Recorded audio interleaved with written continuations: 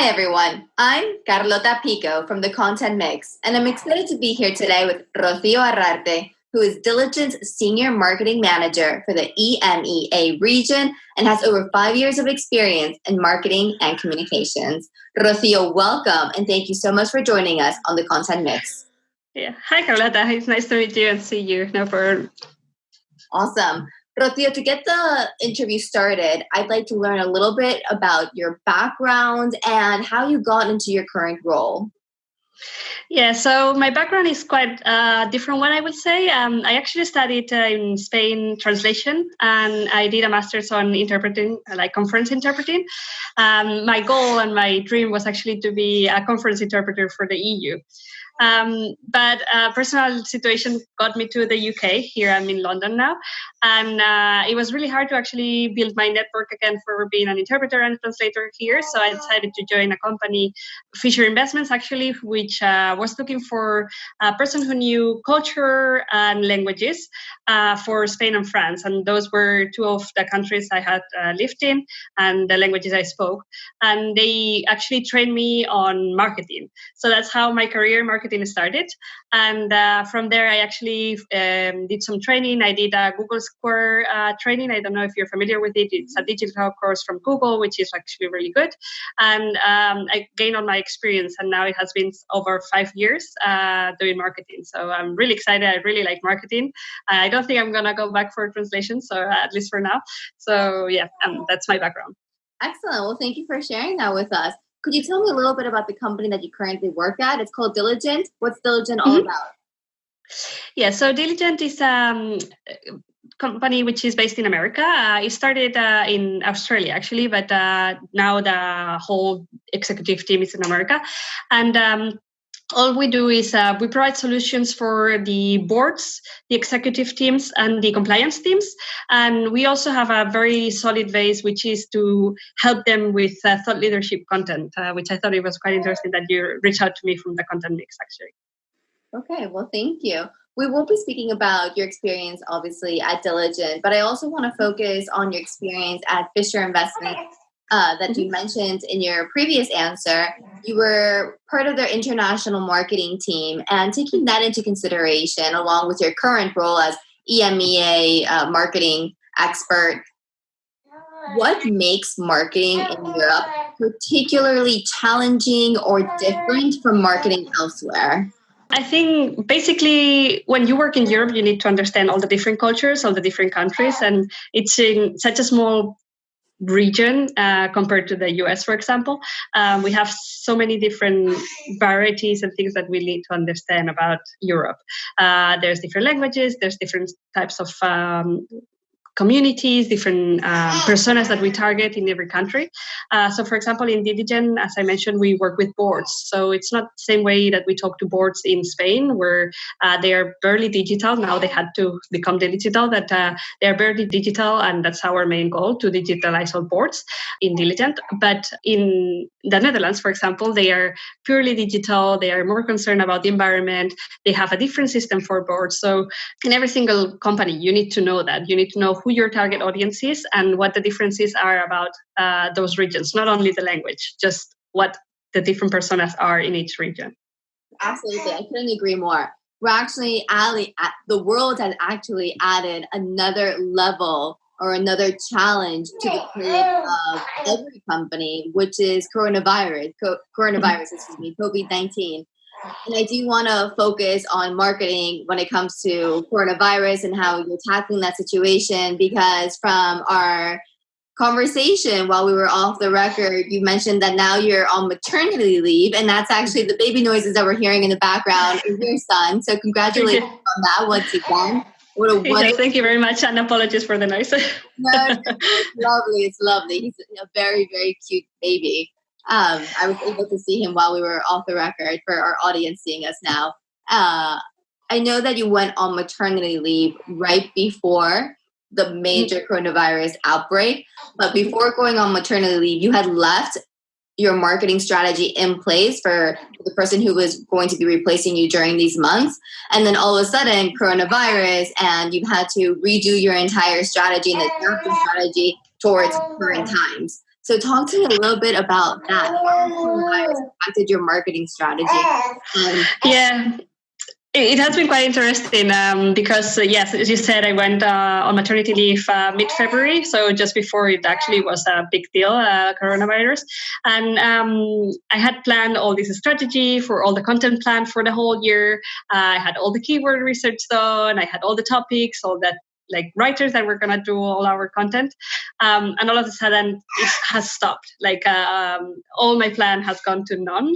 And he has had to build actually replacement had to build a new one. So it has been quite interesting. Like Diligent, as I said, it's all about digitizing the boards and the executive teams in a secure way. So this is quite handy for us. This is what we have been talking about, but we were, of course, also talking about diversity. We were also talking about security. We were talking about many different topics. While now we have focus, like the focus right now is on virtual meetings and security on the meetings, because we know there has been a lot of outbreaks and cyber attacks on different companies on virtual meetings. And of course, the topics and the things they discuss in boards are very they have to be protected, and they are not content that should be shared. So of course, all boards need to know that there's secure materials to protect them, such as Diligent. Absolutely. I mean, most information that's shared in boardrooms, especially on an executive level, is quite sensitive and it has to be protected. I do want to focus a little bit more on what your marketing strategy looked like before coronavirus and what it looks like now during coronavirus. Before coronavirus, as I said, we had a topic every 2 months that we were going to discuss globally. Of course, as I said, we had different personas for each topic and different ways of talking about it. As I said, first 2 months, it was about diversity in the boards and the executive teams. There was, further into the year, there were others which were about compensation in the executive team. Others were about cybersecurity and how to deal with confidentiality in the boards, etc., etc. So we were all talking, like the different markets were talking about those topics. So we had a global content marketing strategy this time for first time, because all the other years we all had different strategies all over the world.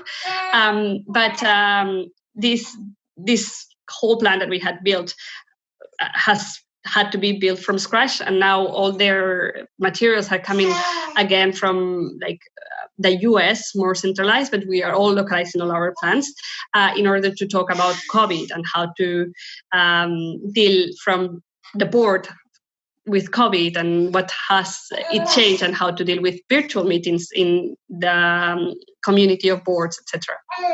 You also lead webinars at Diligent, is that correct? Are you localizing your webinars, or is your approach more global, and how do you tackle that? Yeah, so webinars, it depends on the region, but before COVID, we did mainly events, for example, in Europe, because we thought those were more interesting, and it was a better way to build partnerships with executive teams. But now we have switched into webinars, and how we're doing it is just the same way that we were doing events, basically. We actually take a topic and we localize it for each region. Of course, we have in Diligent, we have experts and thought leadership experts that talk about many different topics, and some of those only speak English. So if that's the case, they will do the webinar in English, and then we will have a person or a client which will localize it that way, if that makes sense. Yeah, no, definitely. I understand that localization is a key component in your strategy. And I'm part of Vera Condemp, which is a content company, as I mentioned at the beginning of our interview while we were off the record. And that's one of the biggest challenges that brands face every day, is how to communicate with their audiences according to market culture and personalities. And it's awesome to hear a marketing professional who is in their day-to-day and really making sure that they're communicating correctly to their audience according to what the company wants, right?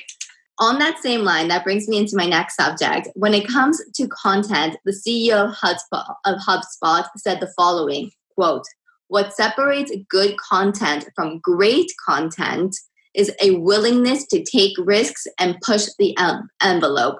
Taking it to a marketing level, what do you think separates good marketing from great marketing? I think that is a very interesting question, actually. I think great marketing is when you actually talk to your personas. I think that is a key.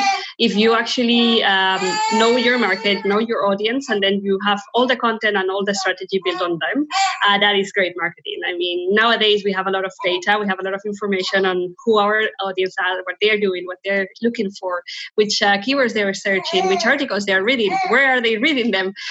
So using all that data, I think it's key to have a great strategy. I mean, I don't like when all of a sudden I have information I don't want to read and I have it on my phone, right? Like, so I think of the same way.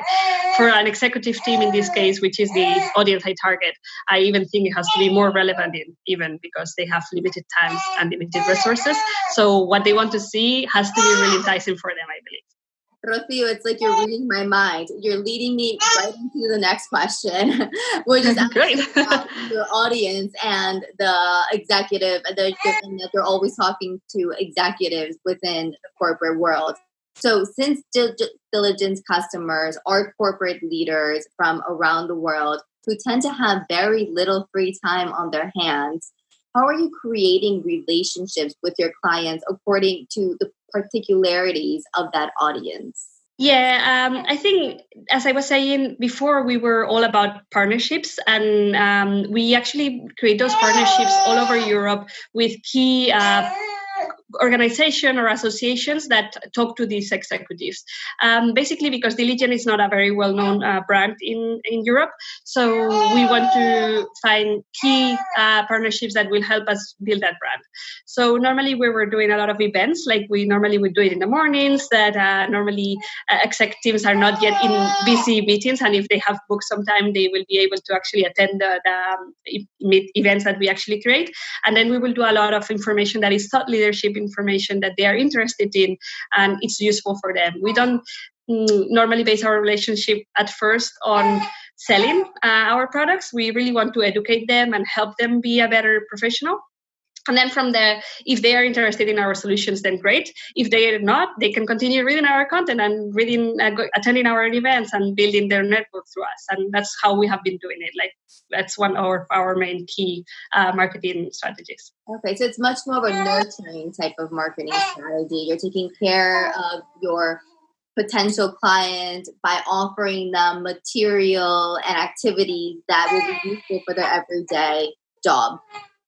Yeah, certainly. Like, what we want is that they know us from being a thought leadership brand more than a solution brand, because we think that there's not that many providers of good content and information to them.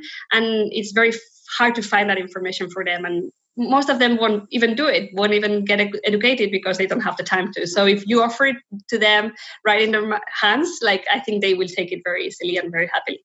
Yeah, I definitely agree. My background is actually in public relations, and I used to work with government leaders and CEOs of some of the biggest brands, helping them to develop communication campaigns overseas, and time was always limited. So it was really about offering them a solution that covered all of their different needs and that was quick and efficient and provided results.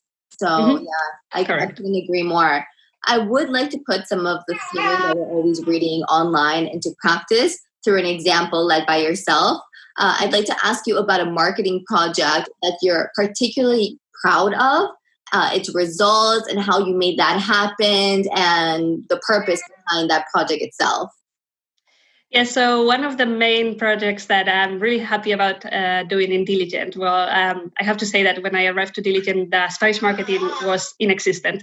So I had to build the website and everything and all the partnerships. So that was a lot of work, but the main project I'm really proud of is one that we have launched this year, actually, right when I went on maternity leave, which I'm really sad about, but I'm still following the project.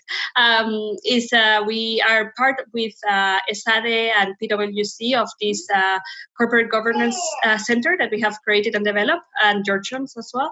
And the idea is to build a community of directors that will help them learn through courses that PwC and ESADE are building. And we're offering webinars, we're offering them as well some events. and we have created this partnership. It had been quite hard and very challenging to be able to have the attention of those brands, which are huge brands in Spain, as you know. But I'm really happy that at some point they heard my voice and they realized that what we were creating in Diligent was actually useful for directors. And they are starting believing in that. And that's why they came to us when they wanted to build a governance center. That's so interesting. Well, congratulations on that. It sounds outstanding. I'll have to read more on that after our interview as well. I would love to. Sure, I send you the link if you want, so you can take a sneak peek. Yeah. Please, very exciting, very interesting. And to finish off this section, before we move into the next part of our interview, which will be a set of rapid fire questions, I do want to ask for your advice. What advice would you give to recent graduates who would like to pursue a career in marketing and communications? I would say just go for it. I mean, I think, as I said, I don't have a background on marketing, I was able to have a good career. And I think it's just about being creative, being imaginative, and just working quite hard. I think you have to be always on the trends, right? Like knowing what are the latest trends and how to build your strategy on those. But I think if you have a dream, just go for it. I think that's the best way. Be hard work and continue believing on your dream. I think baby Daniel agrees with his mommy. Yeah, sorry about that. Yeah. How cute. Okay, well, we are moving into the rapid fire questions. The first question within the section will be a lesser known app or tool that you can't live without or that you can't work without. Yeah, so Diligent is basing all their decisions on data. So one tool that I do spend a lot of time on when I'm actually working is Domo. It's a visualization tool for data. I don't know if you're aware of it or familiar with it. But yeah, it really helps to create a graph and build your decisions very easily because it's very visual. So it's very easy to make decisions that are based on data from a tool like that. Excellent. Well, thank you for sharing that information with us. What about a marketing influencer in Europe that you follow, that inspires you, that you admire? Yeah, I'm not sure if it would count as a marketing influencer, but she's definitely an influencer. I don't know, it's Ana Botín, the CEO from Banco Santander. She recently launched her Twitter and Instagram account, and she's quite vocal and active on them now, and it's herself actually who writes them, which it's actually quite interesting. I think what she's doing with promoting women equality and creating a good ESG environment and everything that she's putting on social media is actually really interesting. So if you haven't actually followed her yet on Instagram, I would suggest you do it because she's doing great work and actually showing a lot of what Banco Santander is doing all over the world. Definitely. I couldn't agree more. I actually follow Ana Botín as well. I guess that has a lot to do with our backgrounds. We're both from Spain and from Madrid as well, which is where Ana Botín is currently located. And well, I'm actually from Santander. I was born in Santander, so yeah, even more reasons for it. Yeah. You're from Madrid. Okay, excellent. Well, Santander Bank is originally from Santander, and Ana Botín is currently located in Madrid. I'm also one of her followers, definitely. Yeah. And I agree that she is a fountain of inspiration, especially for us women and also for female entrepreneurs. She's constantly pushing out excellent tips and advice and in all different types of subjects and topics. Okay, what about a valuable European industry group, association, or event? It does not have to be in person. It could be a digital event as well, especially during coronavirus times. Yeah, as I said, this year I'm actually out of the loop on those, but I do find the Association for Marketing here in the UK, based in London, has a lot of courses, and I have done a few of them. Last year I did one about SEO, and they have a lot of networking events as well that you can pay for, and if you're a part of it, then it's cheaper as usual, and then if not, then you can join for a bigger fee. But it's the Charter Institute for Marketing. I don't know if you're aware of it, but it's actually a very good source of courses and information, and a good network place. Excellent. Well, Rocío, thank you so much for sharing those tips with us. You provided great insights and advice, and it was amazing to have you on the contentmix.com. Thank you once again. No, thank you for actually wanting to talk to me and dealing with my baby noises. And thank you for your time as well, Carlota. It was a privilege. It was a privilege. And best of luck with your future endeavors. I look forward to following you across the different social networks. And best of luck with maternity as well. But an amazing journey ahead of you. Thank you very much. And good luck with the content mix. And to everybody listening in today, thank you so much for joining us. For more perspectives on marketing and communications industry in Europe, check out thecontentmix.com. We'll be releasing interviews like this one every week, so stay tuned. And see you next time. Bye. Bye.